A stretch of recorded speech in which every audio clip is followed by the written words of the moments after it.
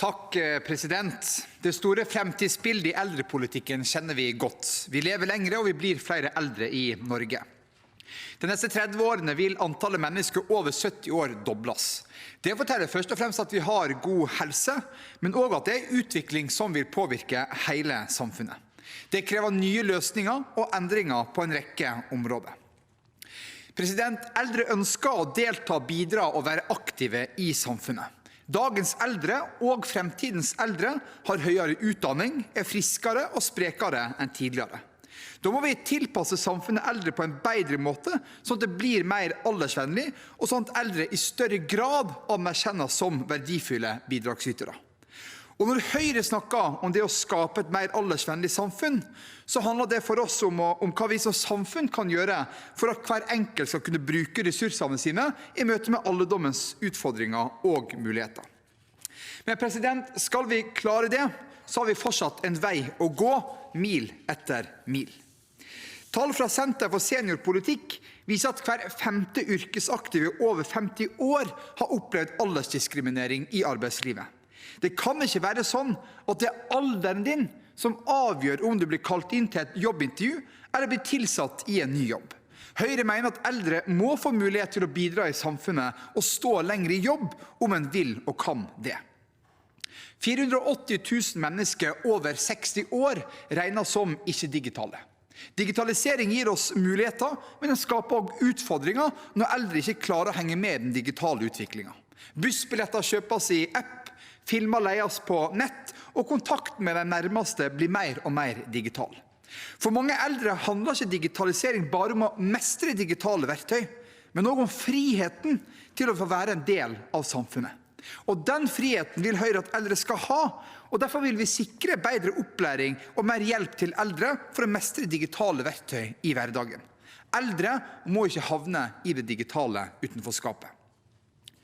Katten min er den eneste grunnen til at jeg står opp om morgenen, sa Inger fra Moelv til Oppland Arbeiderparti for noen år siden. Hun er en av mange eldre som sliter eller slitt med ensomhet. Og i Norge så føler 4 av 10 eldre over 80 år seg ensomme. Ensomhet det kan være vondt, og det kan føre til redusert livskvalitet og psykisk uhelse. Og på selvmordsstatistikken så ser vi at særlig eldre menn er overrepresentert. Ensomhet og psykisk helse blant eldre må settes mer på dagsorden, og Høyre vil skape flere møteplasser for eldre, men også legge til rette for at det blir enklere å komme seg til møteplassene. Regjeringen skulle kanskje hatt en hånd å holde i når vi ser den eldrepolitikken som har blitt ført det siste året, og som ikke har gjort det bedre for landets eldre.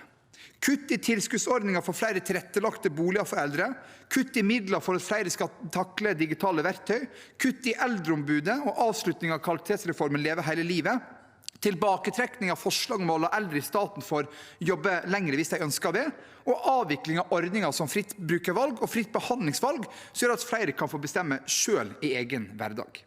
Men jeg er optimist. Og jeg er glad for at Høyre har lagt fram et alternativt budsjettforslag som bygger opp under det å skape et mer aldersvennlig samfunn og en trygg eldreomsorg som bidrar til at eldre kan leve gode og meningsfulle liv. Høyre vil sørge for at det bygges flere heldøgns omsorgsplasser ute i kommunene, sånn sårbare eldre som trenger det får en sykehjemsplass når behovet melder seg. Derfor foreslår vi å komme i gang med 1000 nye heldøgns omsorgsplasser fra neste år. Høyre vil gjøre mer for å forebygge og redusere ensomhet i samfunnet, og sette mer midler for å motvirke ensomhet og styrke helsefrivilligheten. Og Høyre er opptatt av at aldersdiskriminering i samfunnet og dårlige forhold i eldreomsorgen oppdages og settes på dagsorden. Det er også grunnen til at Høyre foreslår å videreføre eldreombudet som det viktigste talerøret for landets eldre. Regjeringen kommer nok ikke til å la det svinge over eldrepolitikken fremover, men Høyre kommer fortsatt til å jobbe med å skape et mer aldersvennlig samfunn og bidra til at eldre får en trygg og verdig eldreomsorg. Det viser vi tydelig med Høyres plan for å skape et mer aldersvennlig samfunn som vi la fram i september, og vi viser det tydelig i prioriteringene som vi har gjort i vårt alternative budsjettforslag. Ingen eldre skal oppleve å ikke få bidra eller få være en del av samfunnet.